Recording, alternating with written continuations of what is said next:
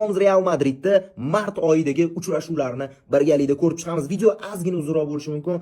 Agar qiziq bo'lmasa bitta slayk qilsanglar boshqa videoga o'tib ketadi. Qiziq bo'lsa videoni oxirigacha tomosha qiling. Aytgancha bitta like bosing, kommentariy yozing va rekizdan chiqib qolgan bo'lsa bitta podpiska ham bosib qo'ying. Realchilarni eng zo'rlari bizning sahifada yig'ilgan. Qana ketdi. Demak, birinchi uchrashuv 2-mart kunidan 3-mart kuniga o'tar kechasi tungi soat 1:00 da Real Madrid Bernabeuda Getafeni qabul qiladi. La Liga 26-tur. Undan keyingi to'qnashuv 6-martdan 7-martga o'tar kechasi tungi soat 1:00 da bu o'yin ham Celta Vigoni mehmoni bo'ladi. Jamoamiz Real Madrid, La Liga 27-tur.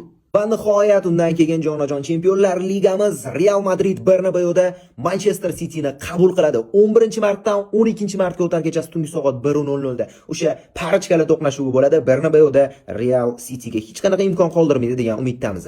Va oradan 3 kun vaqt o'tib, yana La Ligaga qaytadi. 28-tur, 14-martdan 15-martga o'tar kechasi tungi soat 1:00 da Real Elcheni o'zining uyida qabul qiladi. Undan keyingi to'qnashuv bo'lsa 17-martdan 18-martga o'tar kechasi tungi soat 1:00 da Manchester City mehmoni bo'ladi. Jamoamiz Real Madrid javob uchrashuvi bo'ladi.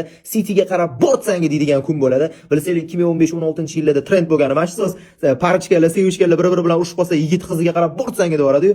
Real ham Cityga qarab bort deyoradi. Shu bilan Chempionlar Ligasini tark etadi Manchester City, xudo xohlasa.